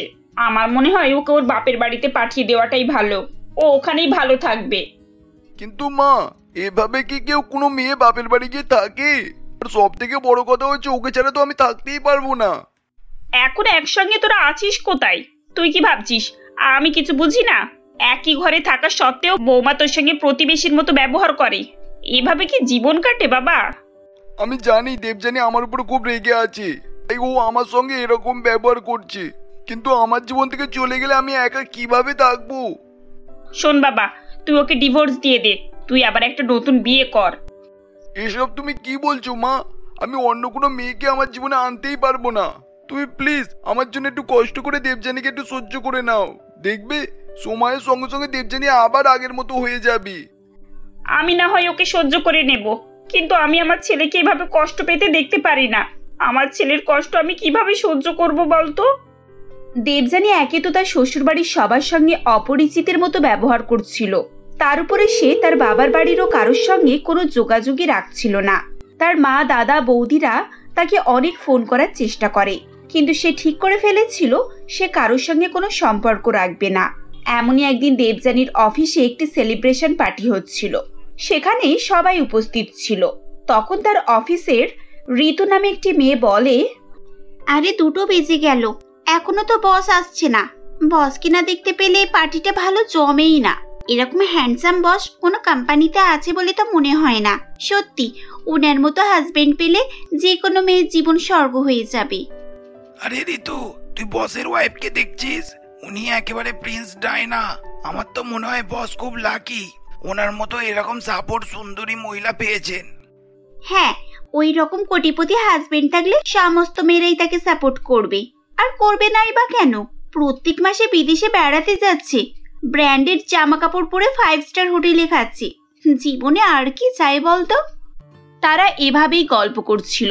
ঠিক তখনই সেখানে একটি বড় গাড়ি এসে দাঁড়ায় এবং গাড়ি থেকে তাদের বস অর্থাৎ মিস্টার বিক্রম এবং তার ওয়াইফ সুনিতা নামে। বস এবং বসের ওয়াইফ দুজনেই খুব সুন্দর ছিল এবং তাদেরকে দেখে সবাই হাঁ করে সেদিকেই তাকিয়ে থাকে। দেবযানী তো তাদের দিক থেকে চোখ ফেরাতেই পারছিল না। সবাই তাদের সঙ্গে দেখা করতে এগিয়ে যায়, কিন্তু দেবযানী সেখানেই দাঁড়িয়ে থাকে। এমন সময় ঋতু তাকে বলে, আরে দেবযানী, তুই এখন এখানে দাঁড়িয়ে আছিস যে? চল বসের সঙ্গে দেখা করে আসি, আর ওনার ওয়াইফের সঙ্গে 2টো সেলফি তুলে আনি। She is so pretty. সবার সঙ্গে কত ভালোভাবে সেলফি তুলছে দেখ, একটুকু অহংকার নেই। ঋতু তুই যা, সেলফি তুল, আমার একদম ইচ্ছা করছে না যেতে। ঋতু চলে যাবার পর দেবযানী মনে মনে বলে, এই জীবনটাই আমি চেয়েছিলাম। আমি সবসময় চাইতাম এরকম একটা কোটিপতি ছেলে আমার হাজবেন্ড হোক, আর আমি তার ওয়াইফ হয়ে সবসময় তার সঙ্গে থাকবো, একটা আরাম আয়েসের জীবন কাটাবো। অতুলের সঙ্গে থেকে আমার জীবনটা এভাবে নষ্ট হয়ে গেল। না, আমি আর এই জীবন কাটাতে চাই না। আমার অধিকার আমি ছিনিয়ে নেব। আমি ভালো পারফরমেন্স দিয়ে বসের ফেভারিট হয়ে উঠবো, প্রমোশন পেয়ে তারপর বাকি জীবনটা কোনো একটা ধনী ব্যবসায়ীর ওয়াইফ হয়ে কাটাবো। তার জন্য আমাকে দ্বিতীয় তৃতীয় যতগুলো বিয়ে করতে হোক না কেন আমি করব। এভাবেই দেবযানী মনস্থির করে নেয় যে সে তার জীবনের বাকি দিনগুলো এভাবে অ্যাডজাস্ট করে কাটাবে না, এবং তারপর থেকেই অফিসের কাজে সে আরো বেশি মনোযোগ দিতে থাকে। দিন রাত পরিশ্রম করে সে বসের অনেক প্রিয় হয়ে ওঠে। এমনই একদিন রাত 12টার সময় দেবযানী ল্যাপটপে বসে বসে কাজ করছিল। তখনই অতুল তার কাছে আসে এবং বলে, দেবযানী, তুমি ঘড়ি দেখেছো কটা বাজে? তুমি এখনো এইভাবে কাজ করে যাচ্ছ? আর তোমার অফিসে কি এমন কাজ যে সারা দিন রাতও শেষ হয় না? তুমি যদি কোনো ইম্পর্টেন্ট কথা বলতে চাও তাহলে বলো, না হলে এভাবে ফালতু বকে আমার সময় নষ্ট করো না। দেখতেই তো পাচ্ছ আমি বিজি আছি। না, সেই রকম কোনো ইম্পর্টেন্ট কথা না, আমি শুধু একটু বলতে এসেছিলাম যে হ্যাপি অ্যানিভার্সারি। ওহ, আমার মনেই ছিল না। আর মনে রেখেই বা লাভটা কি? এরকম শুকনো অ্যানিভার্সারি আমি মনে রাখতেও চাই না। দেবযানী, তুমি এইভাবে বলতে পারলে? এই অ্যানিভার্সারির জন্য তুমি কত অপেক্ষা করে থাকতে, তোমার মনে আছে? আমি তো ভেবেছিলাম তোমায় বলবো যে কালকে তুমি অফিস থেকে ছুটি নাও, তারপর আমরা সকাল সকাল মন্দিরে যেতাম, যদি এরপর একটু বেড়াতে যেতাম, তারপর মুভি দেখে রাত্রে ডিনার করে বাড়িতে ফিরতাম। দেখো অতুল, এসব ফালতু কাজের জন্য আমার কাছে টাইম নেই। আমি একটা বড় প্রজেক্টে কাজ করছি। 2 দিনের মধ্যে প্রজেক্ট আমাকে সাবমিট করতে হবে, আর কাল বসের সঙ্গে কথা বলে অ্যাপ্রুভাল নিতে হবে। তাই তোমার এইসব ফালতু আবদার না তুমি তোমার নিজের কাছেই রাখো। এভাবেই দেবযানী অতুলকে অনেক রকম কথা শুনিয়ে দেয়। অতুল মনমরা হয়ে শুতে চলে যায়। পরের দিন দেবযানী সুন্দরভাবে তৈরি হয়ে অফিসে যায় এবং বসের রুমে গিয়ে দেখে সেখানে বস নেই। তাই সেক্রেটারি ঋতুকে বলে, ঋতু, আজকে বস এখনো আসেনি? না, বস আজ বাড়িতেই আছেন। উনি একটু আগে ফোন করে বললেন যে আজ উনি অফিসে আসবেন না। এ বাবা, এবার কি হবে? আসলে একটা অনেক ইম্পর্টেন্ট কাজ আছে। আজকে আমাকে এই প্রজেক্টের অ্যাপ্রুভাল নিতে হবে, না হলে আমি আজ প্রজেক্ট সাবমিট করতে পারবো না। আরে এতে এত টেনশনের কি আছে? তুমি বসের বাড়িতে চলে যাও না, উনি তো আজকে বাড়িতেই আছেন। ওখানে গিয়ে ওনার সঙ্গে কথা বলে ফাইলে সিগনেচার করিয়ে নেবে। এভাবে বিনা নোটিশে বসের বাড়িতে যাওয়াটা কি ঠিক হবে? কেন ঠিক হবে না? আমরা তো প্রায়ই অফিসের কাজ নিয়ে বসের বাড়িতে যাই। উনি নিজেই বলেছেন কখনো কোনো সমস্যা হলে আমরা যেন ওখানে গিয়ে সমস্যাটা মিটিয়ে নিই। তুই এত ভাবিস না, বুঝলি? আমি তোর ফোনে লোকেশনটা পাঠিয়ে দিচ্ছি, তুই তাড়াতাড়ি গিয়ে সিগনেচারটা করিয়ে নে। ঠিক আছে, আমি তাহলে এক্ষুনি বেরিয়ে যাচ্ছি। এই বলে দেবযানী একটি ট্যাক্সি নিয়ে তাদের বস মিস্টার বিক্রমের বাড়িতে যায়। ট্যাক্সিটি একটি বড় বাংলোর কাছে এসে দাঁড়ায়।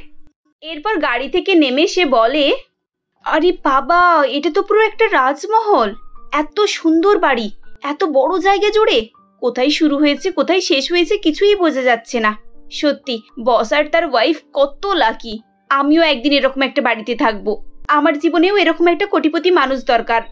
এসবই ভাবতে ভাবতে দেবযানী মেন গেটের কাছে গিয়ে উপস্থিত হয় এবং কলিং বেল বাজায়। প্রায় 15-20 মিনিট ধরে সে কলিং বেল বাজায়, কিন্তু কেউই দরজা খুলতে আসে না। তখন সে মনে মনে বলে, কি রে বাবা, এত বড় বাড়িতে কাজের লোক নেই নাকি? কেউ দরজা খুলছে না কেন? এক কাজ করি, একবার দরজায় ধাক্কা দেওয়া শুরু করি, হয়তো কলিং বেলের আওয়াজ কেউ শুনতে পাচ্ছে না।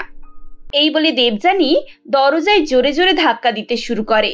বেশ কিছুক্ষণ পর তার বসের ওয়াইফ মিসেস সুনিতা এসে দরজা খোলে এবং বলে, হু আর ইউ? আর এখানে কি দরকার? ম্যাডাম, আমি আপনাদের এমপ্লয়। আমার নাম দেবযানী। আসলে একটা দরকারি অ্যাসাইনমেন্ট সাইন করানোর আছে, সেজন্যই অফিস থেকে আমাকে এখানে পাঠানো হয়েছে। ও আচ্ছা, ভেতরে এসো। দেবযানী সুনিতার সঙ্গে ঘরের ভেতরে যায়। ভালো করে দেখে শুনে লক্ষ্য করে এবং দেখে যে তার চুল উস্কো খুস্কো এবং মুখ হাত কেমন যেন ফোলা ফোলা লাগছে। দেখে মনে হচ্ছে সুনিতা খুব কান্নাকাটি করেছে। দেবযানী আমতা আমতা করে বলে, ম্যাডাম, কিছু মনে করবেন না, আমি একটা আপনাকে কথা জিজ্ঞাসা করতে পারি? আসলে আপনাকে দেখে মনে হচ্ছে আপনি অসুস্থ, বা হয়তো অনেক কান্নাকাটি করেছেন। ব্যাপারটা কি ম্যাডাম? তুমি ঠিকই ধরেছ, আমার শরীরটা একদম ভালো নয়, ভালো নেই আমার শরীর। এই বলে সুনিতা কাঁদতে শুরু করে। দেবযানী তার কাছে যায় এবং সহানুভূতির সঙ্গে বলে, ম্যাডাম, এভাবে কাঁদবেন না। আমি বুঝতে পারছি নিশ্চয়ই কিছু একটা প্রবলেম হয়েছে। আপনি প্লিজ এভাবে কাঁদবেন না। কি সমস্যা হয়েছে বলুন? আপনার কিছু দরকার? না, আমার কিচ্ছু দরকার নেই। আমার জীবন আমি শেষ করতে যাচ্ছিলাম, আর এমন সময় তুমি এসে পড়েছো। মানে কি সমস্যা হয়েছে ম্যাডাম? সুসাইড করতে যাচ্ছিলেন? আজ 2 বছর ধরে আমি অভিনয় করতে করতে হাঁপিয়ে উঠেছি, আমি আর পারছি না। এই বলতে বলতে সুনিতা তার অতীতের কথা বলতে শুরু করে। 2 বছর আগের ঘটনা। সুনিতা তার স্বামী বিক্রমকে বলে, বিক্রম, আমি আজকে আবার ওই মেয়ের সঙ্গে তোমাকে রেস্টুরেন্টে দেখেছি। তুমি এসব কি শুরু করেছো বলো তো? তুমি কেন এই মেয়েকে ছাড়তে পারছো না? এই নিয়ে 3 বার তুমি অন্য মেয়েদের সঙ্গে সম্পর্কে জড়িয়েছো। আমি আর কত সহ্য করবো বলো? কে তোমাকে সহ্য করতে বলেছে? তোমার রাস্তা খোলা আছে, তুমি এক্ষুনি চাইলে তুমি আমাকে ডিভোর্স দিতে পারো, তাতে আমার কোনো কিছু যায় আসে না। তবে আমার লাইফে ইন্টারফেয়ার করাটা বন্ধ করো। বিক্রম, আমি তোমার ওয়াইফ। আমি তোমাকে ভালোবেসে বিয়ে করেছি। আমার সমস্ত প্রপার্টি আমি তোমার নামে করে দিয়েছি। আমার মান সম্মান ভালোবাসা বিশ্বাস ভরসা সবকিছু আমি তোমাকে দিয়েছি, আর তুমি আমার সাথে এরকম করছো? আবার সেই একই ডায়লগ শুরু করলে? দেখো, এসব ভালোবাসা টালোবাসা সারা জীবনের জন্য হয় না। যতদিন মানুষ বেঁচে থাকে ততদিনই এসব ফিলিংস নিয়ে সময় কাটায়। যখন টাকা হয়ে যায় তখন এসব অনুভূতিগুলোর কোনো দাম থাকে না। তোমার যদি ইচ্ছা হয় তুমি আমার সঙ্গে থাকবে থাকো, না ইচ্ছায় চলে যাও। তোমার পার্সেন্টেজ তুমি নিয়ে নাও, তাতে আমার কোনো আপত্তি নেই। আমি তোমাকে ভালোবাসি, আর আমার আত্মীয় স্বজন আমাদের সেপারেশনের কথা জানতে পারলে খারাপ ভাববে।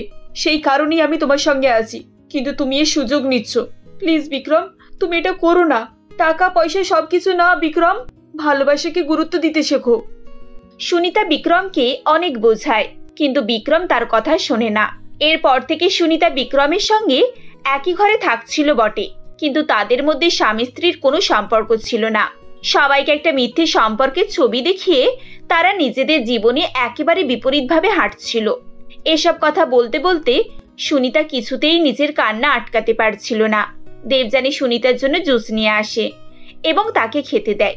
জুস খেতে খেতে সুনিতা বলে, জানো দেবযানী, আমি আজ পর্যন্ত এই কথাগুলো কাউকে বলিনি, কিন্তু আজ আমি তোমার কারণে সুইসাইড করতে পারলাম না, তাই তোমাকে সবটা বললাম। বিক্রম আর আমি সব জায়গায় একসঙ্গে যাই, কিন্তু বাড়িতে একসঙ্গে থাকি না। ম্যাডাম, আমি তো বিশ্বাসই করতে পারছি না। আপনাদেরকে দেখে সবসময় একটা হ্যাপি কাপল মনে হতো, কিন্তু আপনার মনের মধ্যে যে এত কষ্ট এত যন্ত্রণা চাপা রয়েছে তা কখনোই আপনি বুঝতে দেননি। ম্যাডাম, আপনি ভেঙে পড়বেন না, এখনো সময় আছে। আপনি স্যারের সঙ্গে ডিভোর্স নিয়ে নিন, তারপর নিজের জীবন শুরু করুন। নিজেকে ভালো রাখতে শিখুন, বাঁচতে শিখুন। তুমি ঠিকই বলেছো দেবযানী, আমি আর এভাবে নিজের জীবনকে নষ্ট করতে চাই না। আমি মারা গেলে বিক্রম তো আরো খুশি হবে। এরপর তো ওর গার্লফ্রেন্ডদেরকে এই বাড়িতে নিয়ে এসে উঠবে, ওর জীবনে কিছুই পাল্টাবে না। তার থেকে আমি ওর থেকে আলাদা হয়ে যাই, আমার ভাগের প্রপার্টি নিয়ে অন্য কোনো জায়গায় শান্তিতে বসবাস করতে শুরু করি। এসব কি? আমি তো ভাবতাম বড় লোকেরা তাদের জীবনে অনেক হ্যাপি, তাদের মতো পারফেক্ট লাইফ কোথাও হয় না। কয়েকদিন আগেই তো বসের ওয়াইফকে দেখে আমি হিংসা করছিলাম, কিন্তু আজ ওনাকে দেখে আমার কষ্ট লাগছে। বাস্তব কি এতটাই কঠিন যে প্রতিপত্তি, মান সম্মান, অহংকারের জন্য আমরা ভালোবাসাকে বাজি রেখে দিই? একদিন সেই প্রতিপত্তি আমাদের জীবনকে নষ্ট করে দেয়। না পাওয়া ভালোবাসা আমাদেরকে এত কষ্ট দেয়। এসব কথা মনে করতে করতে দেবযানীর চোখে জল চলে আসে। আমি কত বড় পাগল! অতুল আমাকে কত ভালোবাসে। আমি তার ভালোবাসাকে আজ দু পায়ে ঠেলে দূরে করে দিয়েছি। আমি যার পেছনে ছুটেছি সেটা একটা মরীচিকা, তাতে আমি জীবনে খুশি হতে পারবো না। আর যদি অতুল আমার থেকে দূরে চলে যায়, আমার ভালোবাসা আমার থেকে ছিনিয়ে নিয়ে চলে যায়, তখন আমি কি নিয়ে বাঁচবো? আজ আমি বসের ওয়াইফের মৃত্যুর মাঝে এসে দাঁড়িয়েছিলাম। জানি না আমার এরকম দিন এলে কেউ আমার পাশে থাকবে কিনা। আমি তো আমার বাবা, মা, দাদা, বৌদি সবার থেকে সম্পর্ক শেষ করে দিয়েছি। কেউ আমাকে সাপোর্ট করবে না। এভাবেই ভাবতে ভাবতে সে স্থির করে নেয় যে সে আর মরীচিকার পিছনে ছুটবে না। সে পকেট থেকে মোবাইল ফোন বার করে এবং অতুলকে ফোন লাগায়। আরে আজ 1 মাস পর দেবযানী ফোন এলো, সবকিছু ঠিক আছে তো? হ্যালো দেবযানী, তুমি ফোন করেছো? কোনো প্রবলেম হয়নি তো? তুমি ঠিক আছো তো? হ্যাঁ অতুল, আমি ভালো আছি। তুমি কোথায় আছো বলো? আমি একটু সাইডে আছি, কাজ চলছে এখানে। অতুল, তুমি ওখানে অন্য কাউকে দেখতে বলে আমার পাঠানো অ্যাড্রেসে চলে আসো। আজ আর তোমাকে কাজে যেতে হবে না। আজ আমরা বাইরে লাঞ্চ করব। কিন্তু তুমি তো বলেছিলে তোমার বসের সঙ্গে আজ মিটিং আছে। মিটিং আমি ক্যান্সেল করে দিয়েছি। ইনফ্যাক্ট আমি কাজটাও ছেড়ে দিয়েছি। তুমি চাকরি ছেড়ে দিয়েছো হঠাৎ কেন? প্রবলেম নাকি? কোনো প্রবলেম নেই অতুল, আসলে অনেকগুলো প্রবলেম সলভ করতে পেরেছি, তাই এই ডিসিশনটা নিলাম। ব্যাস, আর কোনো প্রশ্ন করবে না। এবার তাড়াতাড়ি বেরিয়ে পড়ো। আর শোনো, হ্যাপি অ্যানিভার্সারি। দেবযানীর ফোন পেয়ে এবং তার মুখে এত মিষ্টি মিষ্টি কথা শুনে অতুলের মন একেবারে গলে গিয়েছিল। সে সঙ্গে সঙ্গে দেবযানীর পাঠানো অ্যাড্রেসে পৌঁছে যায়। তারপর তারা দুজনে সেখানে লাঞ্চ করে। অনেকদিন পর দেবযানীর মুখে ভালোবাসার কথা শুনে অতুল খুব শান্তি পায়। দেবযানীও তার পুরানো দিনের কথা মনে করে মনে মনে আনন্দিত হতে থাকে। এরপরই তারা দুজনে দেবযানীর মায়ের বাড়িতে আসে। তাদেরকে দেখে পূর্ণিমা দেবী বলেন, আরে দেবযানী, তুই এতদিন পর হঠাৎ এভাবে? আর জামাই বাবাকেও সঙ্গে এনেছিস যে? একবার ফোন করে দিলেই তো পারতিস, আমরা সব ব্যবস্থা করে রাখতাম। আরে মা, অতুল তোমার জামাই, তার মানে ও তোমাদের ছেলের মতোই। ওর জন্য অত ঝামেলা করতে হবে না। আর শোনো, আমি আসলে বৌদিরা এত ব্যস্ত হয়ে পড়ে, আজ থেকে আর বৌদিদেরকে এত টেনশন নিতে হবে না। এই দেখো, আমি খাবার কিনে নিয়ে এসেছি, সবাই মিলে মজা করে খাওয়া হবে। এরপর সবাই একসঙ্গে বসে পড়ে এবং দেবযানীর আনা খাবার খেতে শুরু করে। খেতে খেতে মন্দিরা বলে, দেবযানী, তুমি তো একেবারে পাল্টে গেছো গো। আবার সেই আগের দেবযানী হয়ে গেছো, আমার সেই আগের বন্ধুর মতো। বিয়ের পর তোমার সঙ্গে কত বছর কাটিয়েছি, সেসব দিনের কথা মনে পড়ে গেল। বৌদি প্লিজ আমাকে ক্ষমা করে দাও, আমি তোমাদের সঙ্গে খুব খারাপ ব্যবহার করেছি। আসলে আত্ম অহংকারে আমি এতটাই ডুবেছিলাম যে নিজের বাস্তব রূপটাই ভুলে গিয়েছিলাম। আরে এভাবে অত সরি বলতে হবে না, তুমি যে নিজের ভুলটা বুঝতে পেরেছো এটাই অনেক।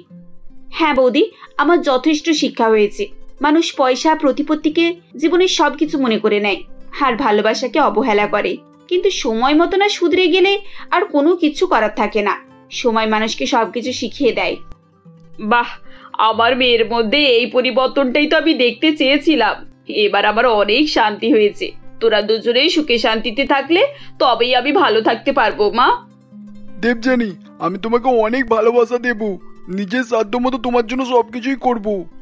আর আমি একটা ভালো বাড়ির বইয়ের মতো তোমাদের সঙ্গে তোমাদের খারাপ ভালো সব সময় সাথ দেব। আর তোমার বাবা মাকে সম্মানও করব, তাদের কোনোদিনও অবহেলা করব না। এভাবেই দেবযানী নিজেকে পুরোপুরি পরিবর্তন করে ফেলে। তার মধ্যে অহংকার, উচ্চাকাঙ্ক্ষা এই সবকিছুই চলে গিয়েছিল এবং সে আবার আগের মতো শান্ত, নম্র, সাধারণ মেয়ে হয়ে উঠেছিল, যার ফলে তার সংসারে সুখ ও শান্তি ফিরে আসে। বন্ধুরা, আজকের গল্পটা আপনাদের কেমন লাগলো কমেন্ট করে অবশ্যই জানাবেন। আর এরকম গল্প পাওয়ার জন্য আমাদের ভিডিওটাকে লাইক করে দেবেন ও আমাদের চ্যানেলটিকে সাবস্ক্রাইব করে দেবেন।